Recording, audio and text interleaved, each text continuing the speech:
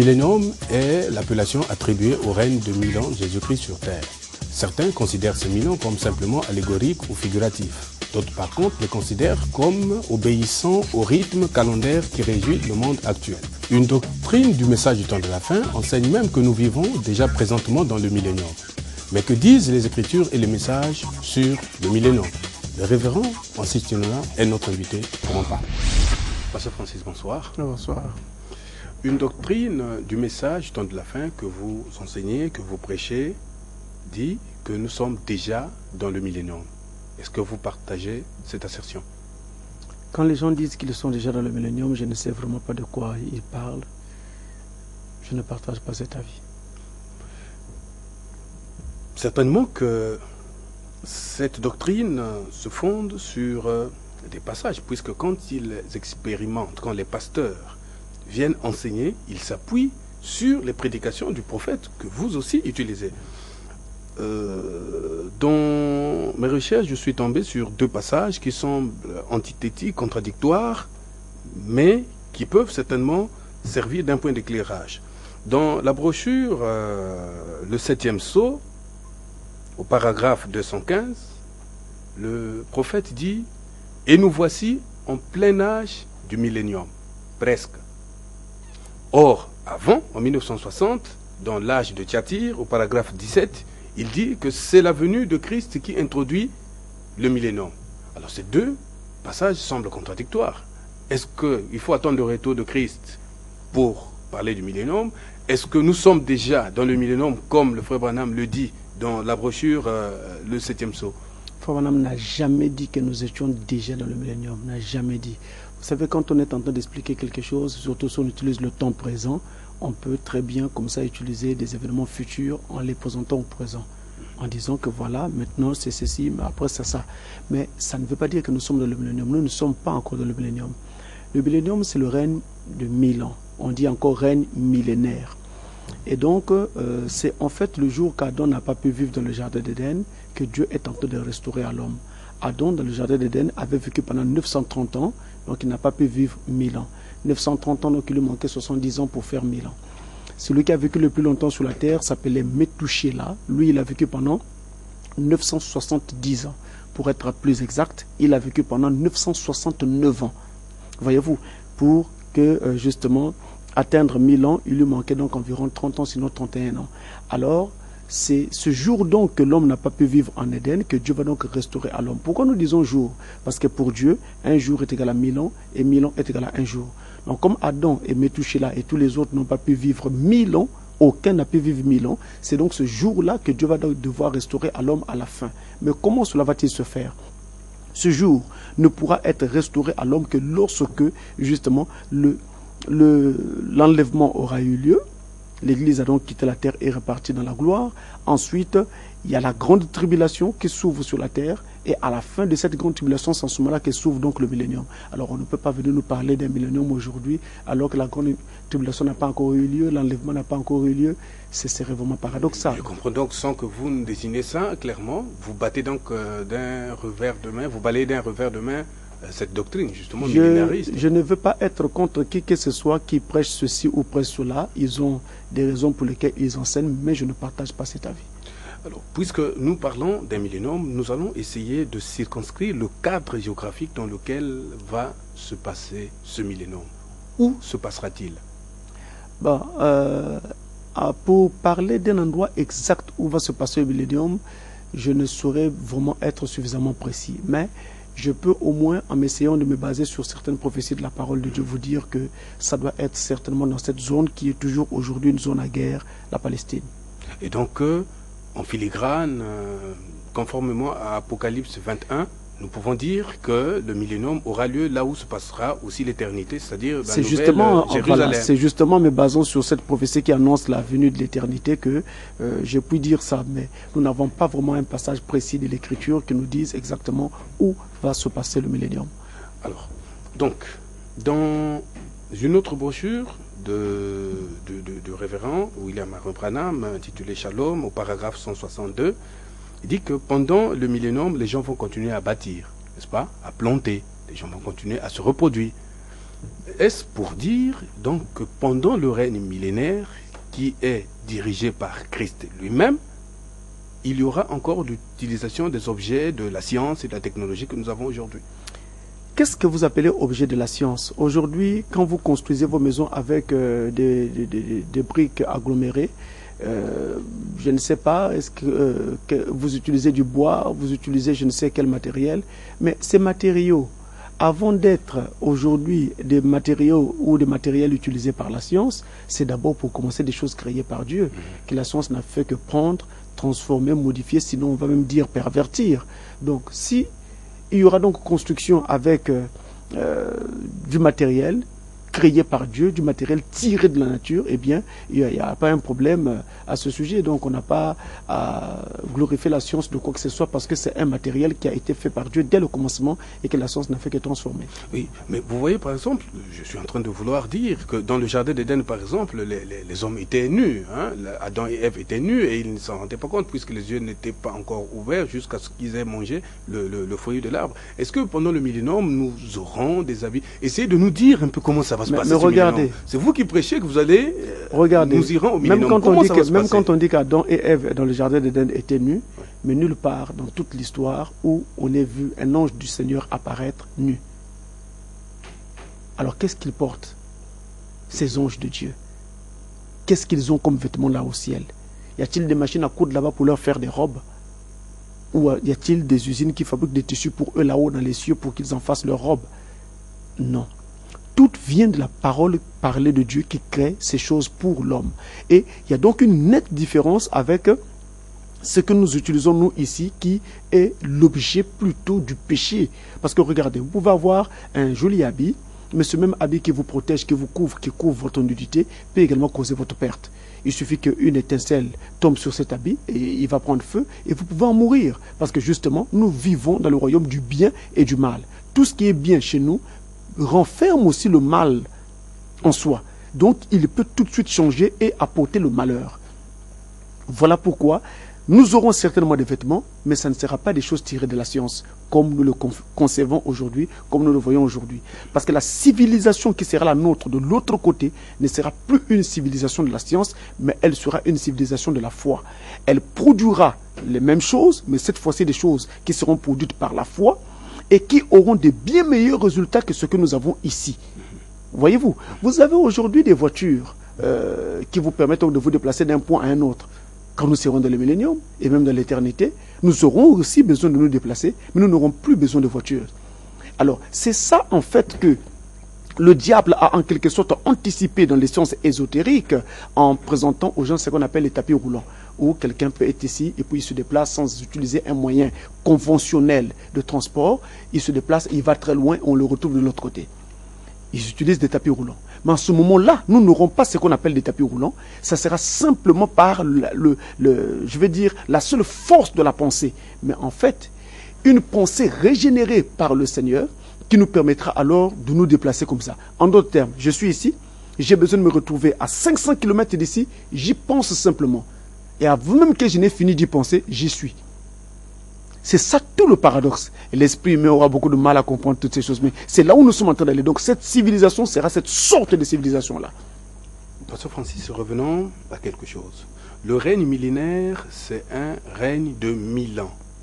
1000 ans pris comme allégorique, puisque pour Dieu, un jour est égal à 1000 ans, et 1000 ans est égal à un jour, ou ça sera 1000 ans qui obéissent au rythme calendaire, cyclique, qui régit le monde actuel. Si c'est 1000 ans, c'est-à-dire que nous serons là pendant 1000 ans, donc en partant de une année jusqu'à 1000 ans, ça voudrait dire que nous sommes dans le temps.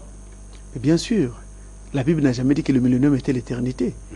La Bible est précise, le millénium c'est encore le temps. Il est parlé dans la Bible de l'ancien ciel et de l'ancienne terre. Le millénium c'est encore l'ancienne terre, donc cette terre d'à présent, et le millénium c'est encore l'ancien ciel, le ciel d'à présent.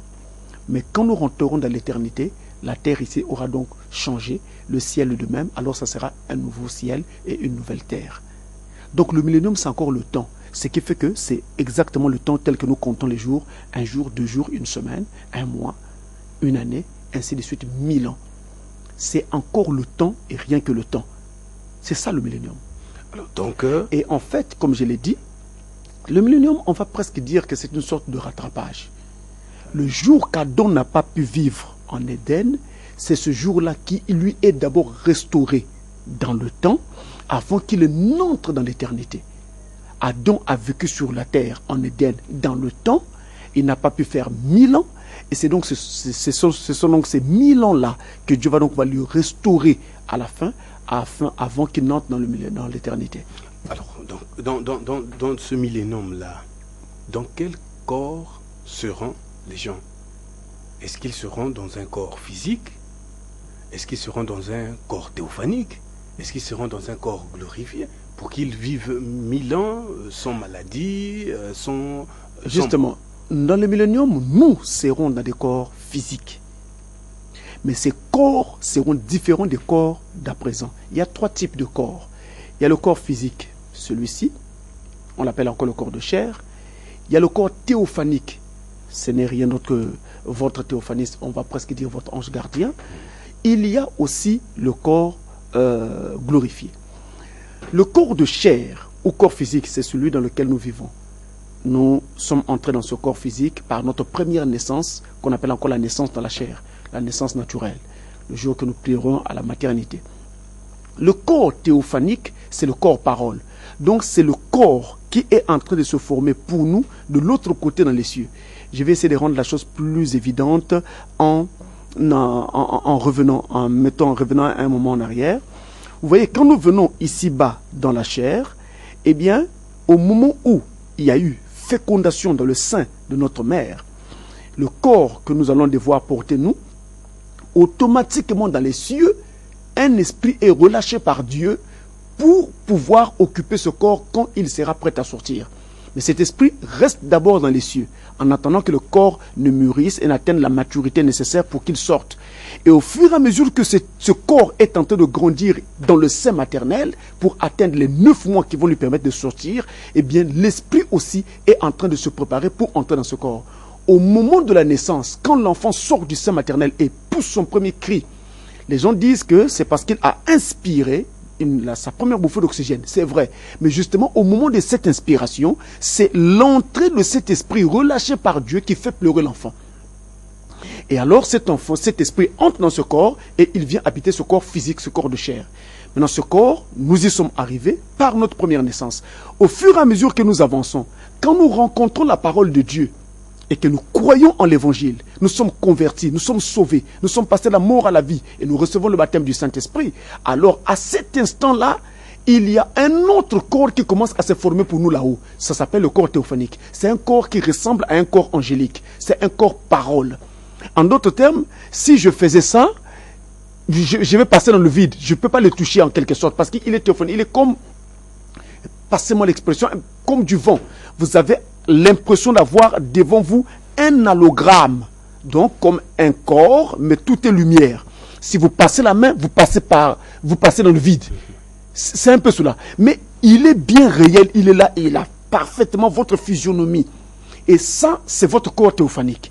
Et ce corps-là, donc, se prépare là-haut, est aussi donc en train de croître, pendant que vous êtes aussi ici en train de grandir spirituellement dans votre intérieur par la nouvelle naissance que vous avez eue. Alors, il y a eu un premier corps, il y a eu maintenant un deuxième, et il y a un troisième corps qui vient, parce que le corps théophanique dans lequel vous allez entrer une fois que vous aurez quitté cette terre, qui n'est rien d'autre qu'un corps lumière, un corps parole, c'est un corps dans lequel vous ne pouvez pas vivre éternellement. Ce corps ne mange pas. Comme je dis, il est comme du vent. Si vous touchez, ça, vous passez dans le vide. Donc, il ne mange pas.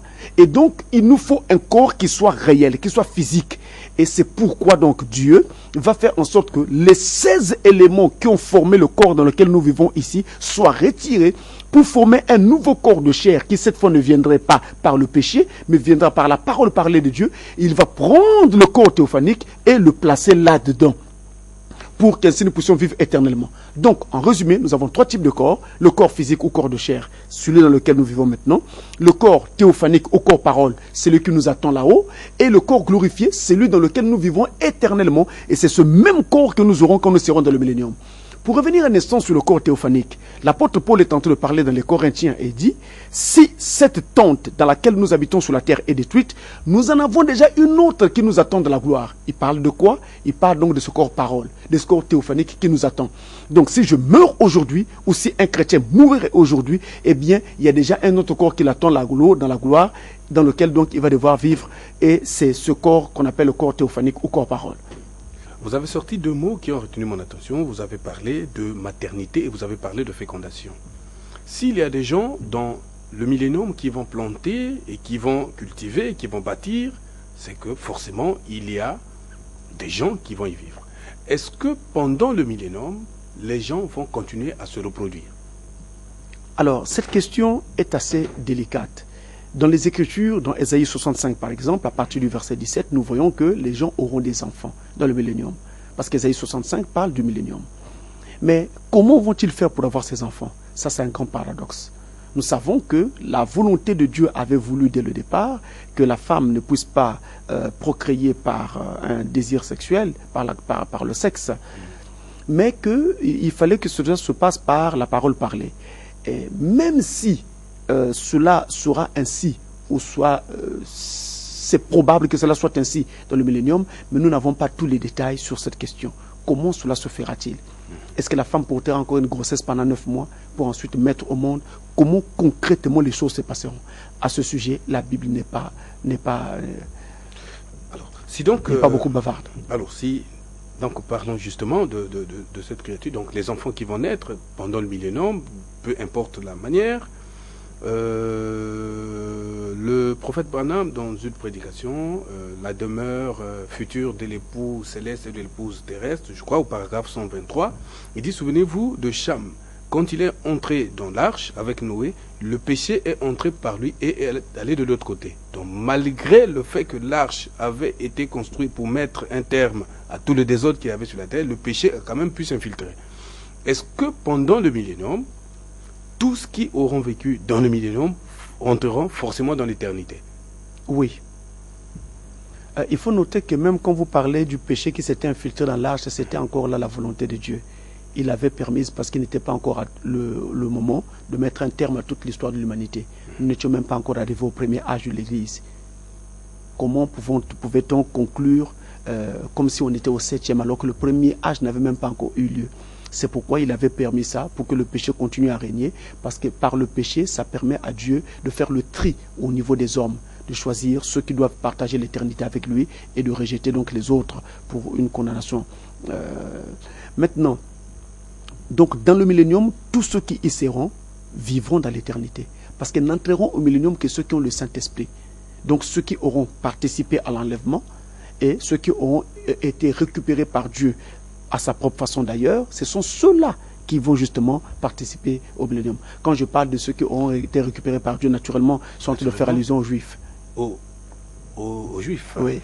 Donc les rachetés. Parce qu'il y a un enlèvement pour l'église épouse, n'est-ce pas? Maintenant, les 144 000 Juifs qui se retrouvent aussi au millénium, comment font-ils pour y arriver? Ça c'est un paradoxe. Ça sera justement l'objet de toute une émission, parce que là, c'est un grand mystère.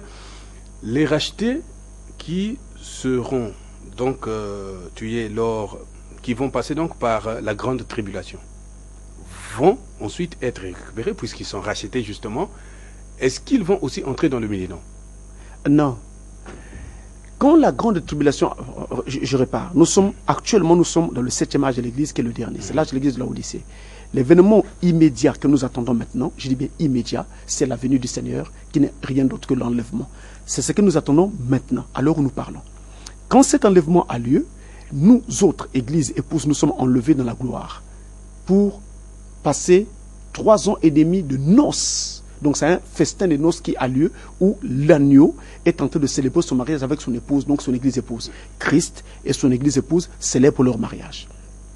Pendant ces mêmes 3 ans et demi sur la terre, il y a ce qu'on appelle la grande tribulation qui s'abat, ou, si vous voulez, le règne de l'Antéchrist, où il règne et domine sur toutes les nations qu'il y a aujourd'hui sur la terre.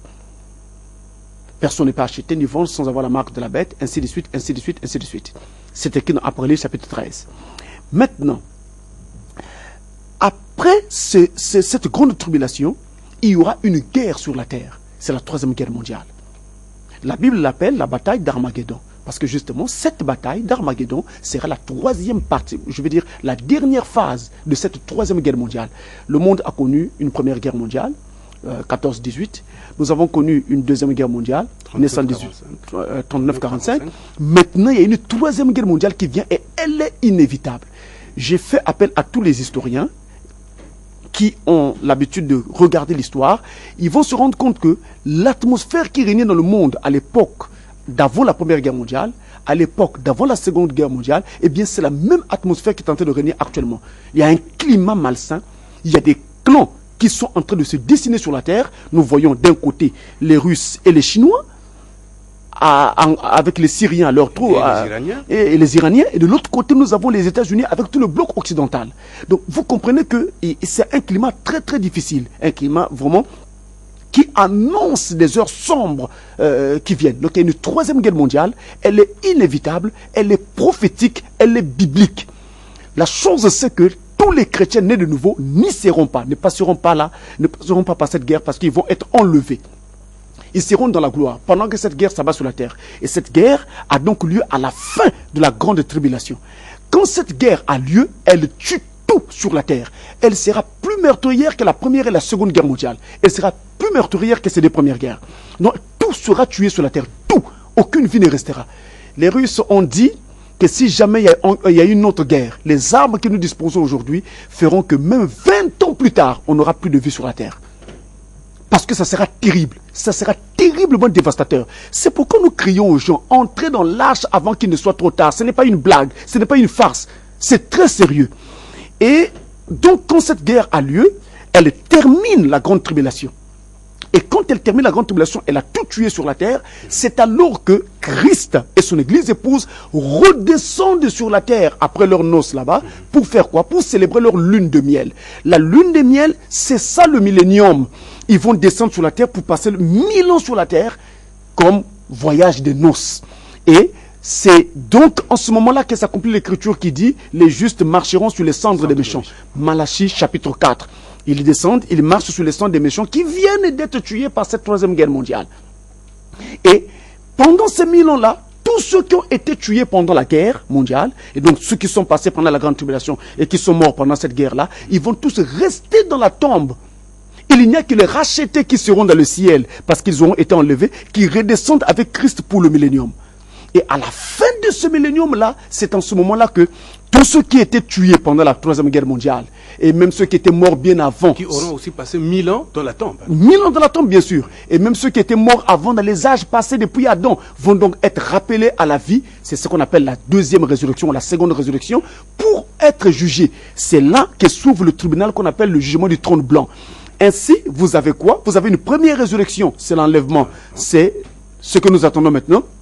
Il y a une seconde résurrection, c'est celle donc qui va concerner tous ceux qui auront été tués pendant la troisième guerre mondiale et qui seront donc passés par la grande tribulation. Et même ceux qui étaient morts avant, sans Christ, ils vont donc ressusciter pour subir ce jugement-là. Voilà ce qu'il en est. Alors, dans la Bible, il nous est dit que pendant le millénium, Satan et ses acolytes et ses suppôts seront liés pendant 1000 ans. Oui. Par des chaînes Apocalypse chapitre 20. de circonstances.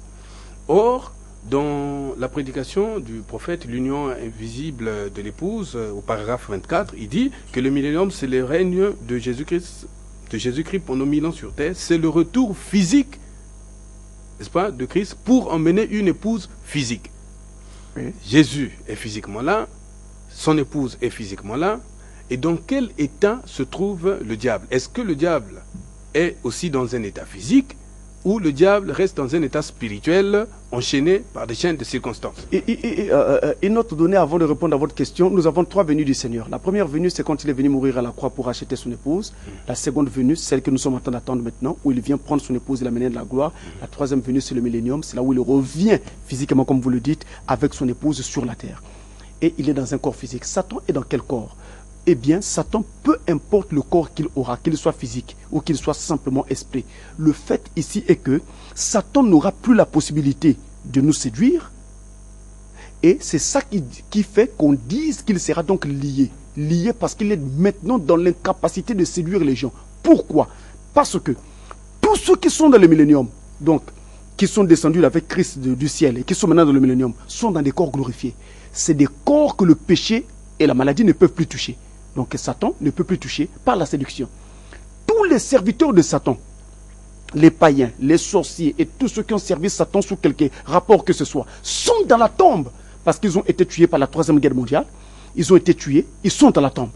Et comme ils sont dans la tombe, Satan n'a donc plus des gens physiques comme ça sur la terre dans lesquels il peut entrer pour s'aimer donc encore de nouveau sa zizanie sur la terre.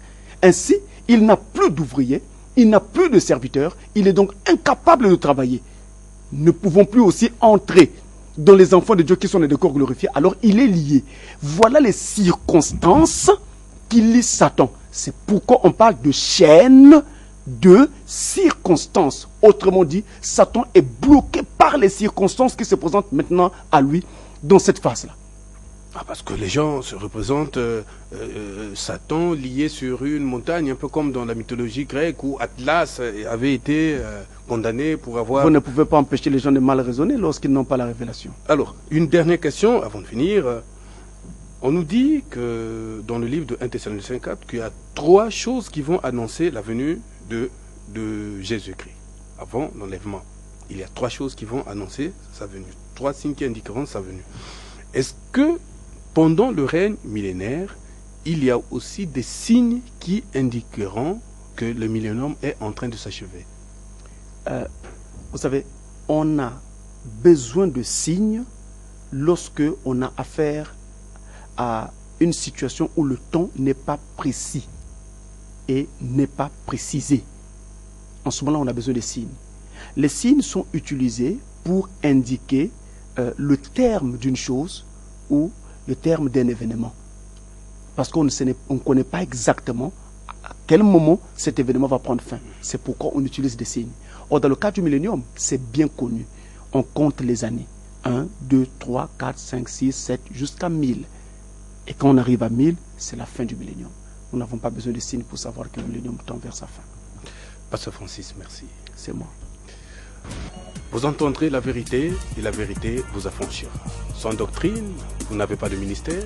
Sans doctrine, vous n'êtes pas une église. Vous suivez Canal 7, soyez.